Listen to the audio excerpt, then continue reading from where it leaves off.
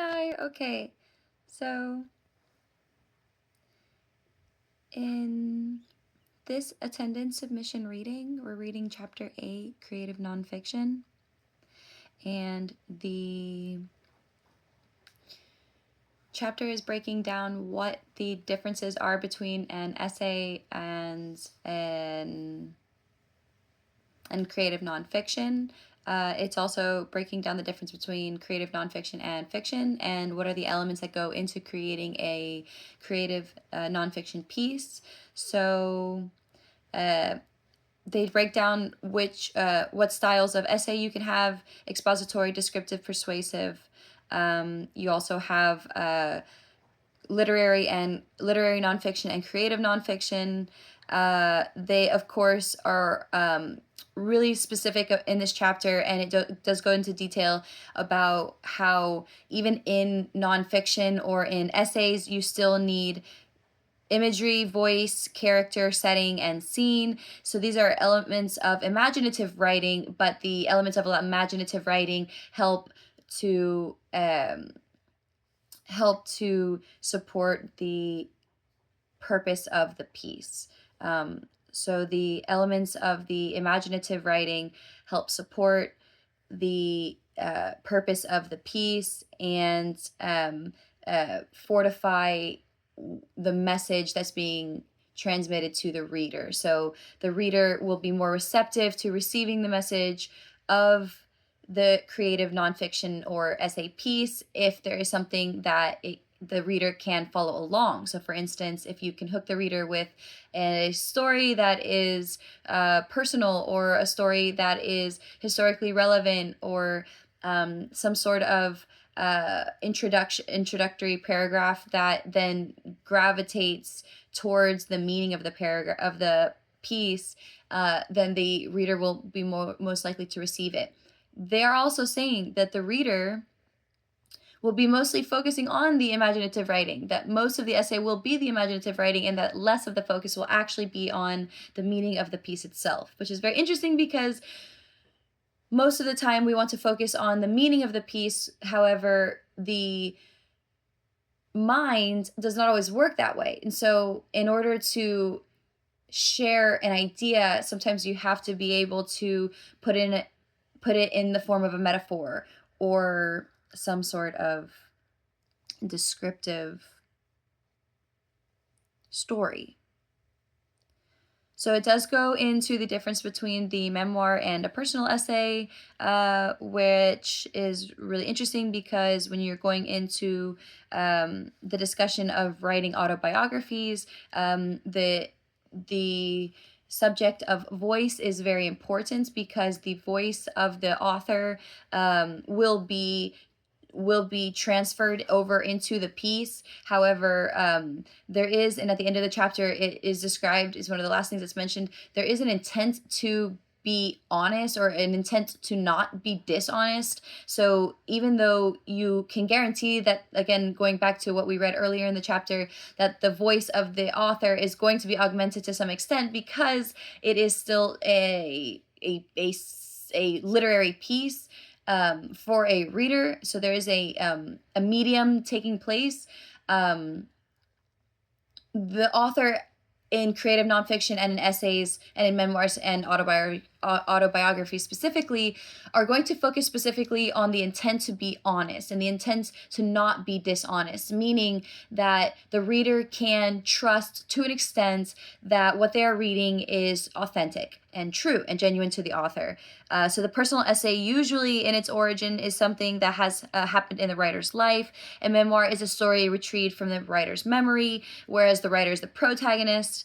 And of course, a great example for a memoir is the memoir of a geisha, which is a great story of a geisha who grows up from childhood and shares with her readers how she found herself in the situation of living in a geisha house and then becoming, of course, a very successful woman. Both memoir and personal essay grow out of some degree of autobiographical experience and are usually written in the first person, so they do share that commonality. So this chapter focuses heavily on the techniques of creative nonfiction and the importance of image and voice and scene and character and setting and interpretation. The research for the essay is very important because when you have more information to back up the facts of your essay, then your message is more credible. The meaning of your essay has more significance.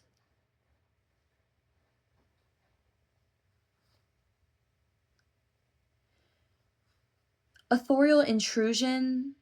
We expect a degree of direction and interpretation that in fiction would be called authorial intrusion. So, with the essay and the creative nonfiction, the author has a little more room to speak from their point of view, which can be abrasive to a reader to some extent because the reader wants to create its own interpretation, and in forms of reading such as fiction, uh, you're giving the reader the power to imagine or to create the story using the imaginative tools the writer has employed. However, in creative nonfiction, the writer is going to be more pressed to conveying what it is that they are trying to convey rather than allowing the reader to interpret it in their own way. This is how I interpreted what authorial intrusion means.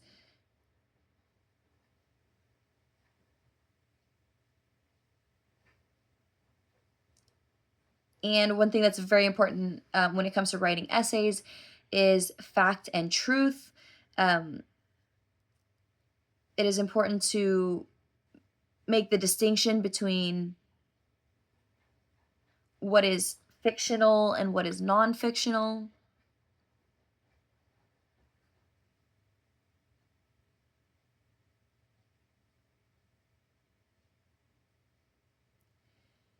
It even goes into the discussion of how fair is it to make up stuff in a creative non-fictional piece.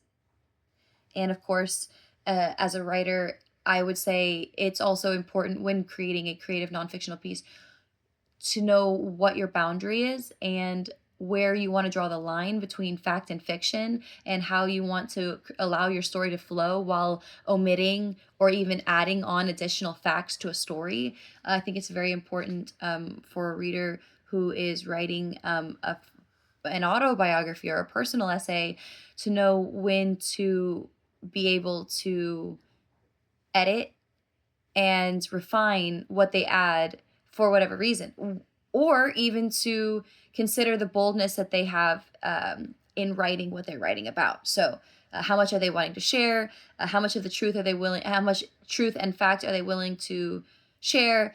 And then, or to even expose? And then, in what way can they still allow the story to flow without disrupting the quality of the piece? So while omitting certain truths and facts, it would only make sense that you would have to add then other facts and truths or facts or piece elements of the story to support the main idea of the story. Going back to how, yes, imaginative writing is employed, however, there's always an intentional meaning. There's always a significance behind what it is that's being said.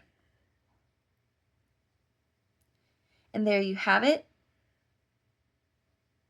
That is chapter 8. Then, of course, we read a couple of independent pieces, The Voice and I'm about to answer. So here I'm going to share the piece now and then talk about it. And because this is on my YouTube too, and I don't really plan on deleting it because I think it would be fun to share, I'm going to put it in an instructional format. All right. So this one I won't read. This one I will not read. However, I will describe it and share with you what I felt. So this story is about a young girl, and it starts off with her at the county fair, and she describes her mother as more of a stay-at-home mom. She didn't go to the fair with them, so we get this impression. The father is involved in their lives and is working as a driver, as a private driver. So we see a security in the home. We see that the daughter is a very confident young girl. She says, "Take me, Daddy," I say with assurance. "I'm the prettiest." Later, it does not surprise me to find myself in Miss May's shiny black car sharing the back seat with the lucky ones. So we see that she had a very fun childhood, and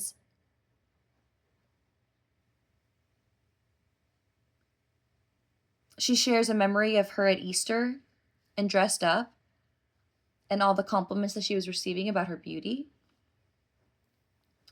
And then she, in italics, adds in the first sentence of the second paragraph of her piece, "It was great fun being cute, but then one day it ended." So this is a very forewarning line. She describes her outfit in this scenario, in this scene, and her age. She's wearing cowboy boots with a cowboy hat and a checkered shirt, and she's playing all red, pants, 8 years old, tomboyish, with her brothers, cowboys and Indians. And she's standing on her garage, and her brother points a BB gun at her and shoots her in the eye.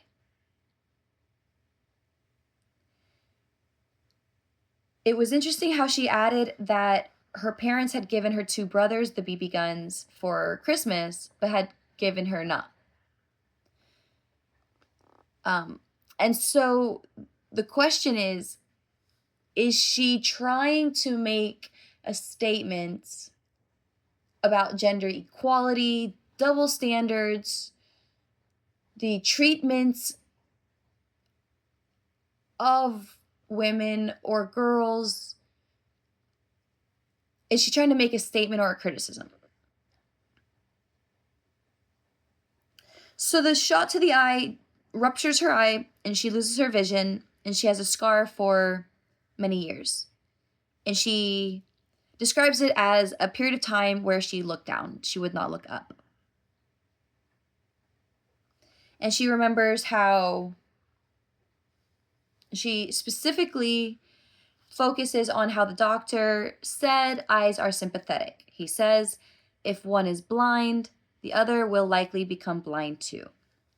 She says, this comment of the doctor's terrifies me, but it is really how I look that bothers me the most. So she describes that the BB struck her eye, giving her a glob of whitish scar tissue, a hideous cataract on my eye. And she describes a loss in this last sentence of these paragraphs.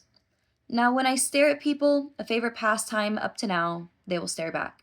Not at the cute little girl, but at her scar. For 6 years, I do not stare at anyone, because I do not raise my head. A very characteristic memory and flow of sequence of events.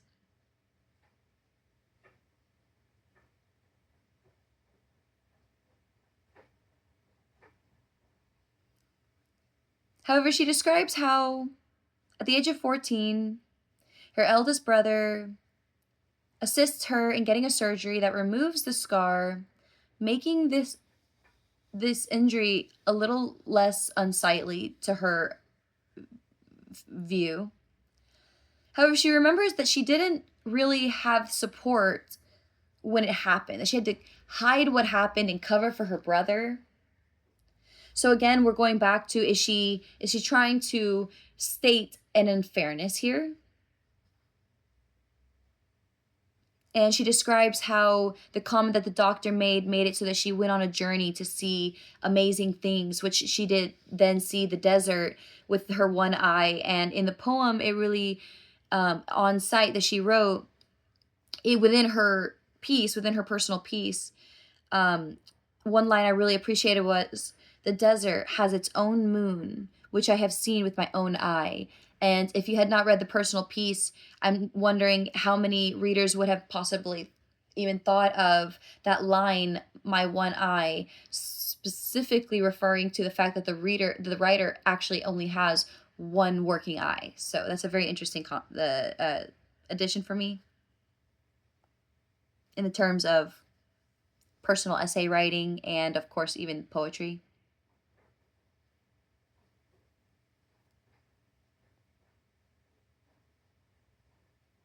She then goes on to describe a memory that she has when she's 27 years old and she's with her daughter. And she's describing a moment between her and her daughter where her daughter looks deeply into the eye and describes it as a world. And because of this, she takes on a new perspective, and she shares a very personal moment how she runs into the restroom and she's looking into the mirror trying to see what it was that her daughter had seen. And this is after an intense moment of fear when her daughter did focus on it, and her first impression, her first reaction was of fear that the daughter was going to be afraid, but instead the daughter just embraces the mother and looks deeply into it and says something that mystifies the mother and brings the mother to her feet once the daughter's asleep, and goes into the bathroom and has this moment where she realizes that there is a world in her eye and that it's actually something that is beautiful and that she was no longer in pain or frustrated by what had happened.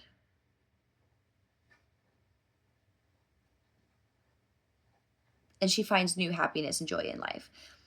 The reason I love this piece so much is because I believe it was a very personal piece, and I believe it made me feel like the nature of reading being obsolete would be a very tragic one for people.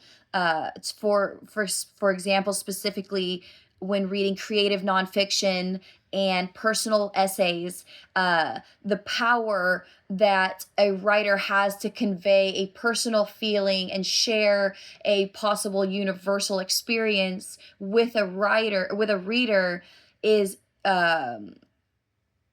very significant in essay writing and creative nonfiction. The power that writer has in conveying and sharing that message can even extend over thousands of years. So as a writer, it is very important to know how it is to convey a feeling that a reader can relate to. And it's so beautiful that this piece by Alice Walker reminded me of that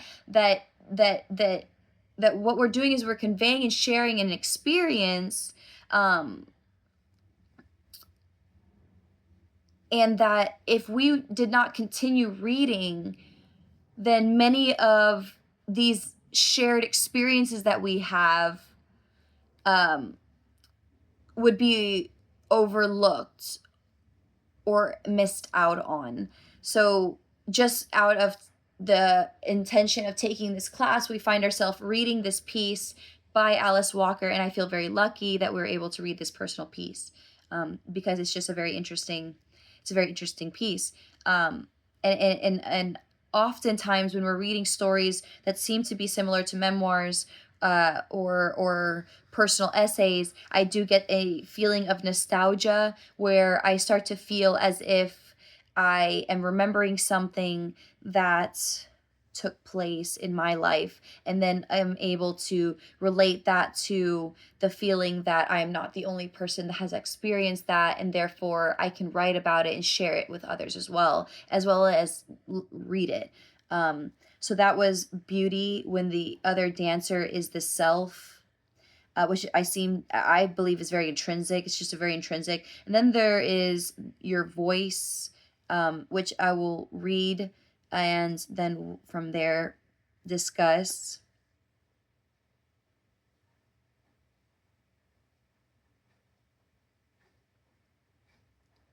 Your Voice.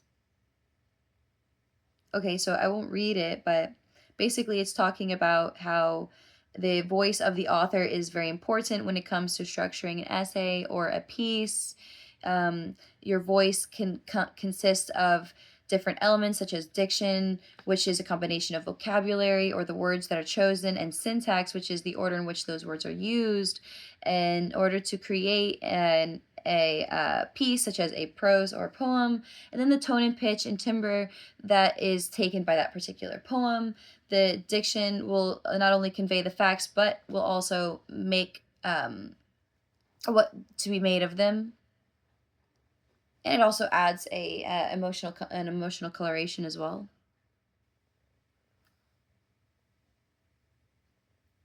So the textbook is describing the author's voice as having the quality to develop over time, um, involving recurrent word choice, syntax, imagery, idiom, rhythm, and range. So I think a great example of that would be Hafiz in both of his poems, with the line "the friend," or actually also the golden fruit. So he refers very often to the divine or God as the friend in his poems. Another one is referring to the golden fruit, which is the golden fruit of realization, self-realization, or enlightenment, or God realization. So what he's saying, or the love of God, whatever this is that he's describing. So the poem goes in, "You are a fish, or a royal fish, or trying to wear pants." I'm not sure which one it is. I think it's called "Trying to Wear Pants" by Hafiz. "You are a royal fish trying to wear pants in a country as foreign as land. Now there's a problem worth discussion. See, your wounds from craving love, they have served you. Now relinquish those medals, that courage has helped this world. Love one you have yet to love, stand near a friend." And he says in this poem, he says, "Now fall like a golden fruit. Your wounds from," he goes, "you have ripened." So I'm forgetting that, I cannot recite the poem at the moment, but he refers to this golden fruit, and it has ripened. And in the next poem, in his poem, "A Soft Cushion for Your Head," he says, "Your relationship from God has ripened. Now fall like a golden fruit into my hand." And so both times he's referring to the reader as a golden fruit. So and this repetition of that one line is referring to a discussion that Hafiz is having that extends and transcends just the moment in which he's writing it and the moment in which the reader is reading it. It is extending time, it is extending nation, it is extending the mind. It is truly, it is a universal poem of love and of awakening, and it is just a fantastic writer.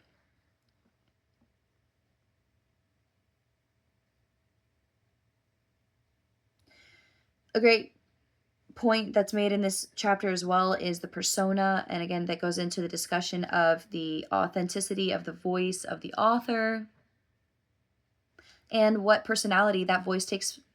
For example, the persona in which you are writing your piece. So then that's when Anne Sexton writes young, and her piece is specifically about her experience as a child. And with that, thank you, and I hope that you enjoyed my discussion.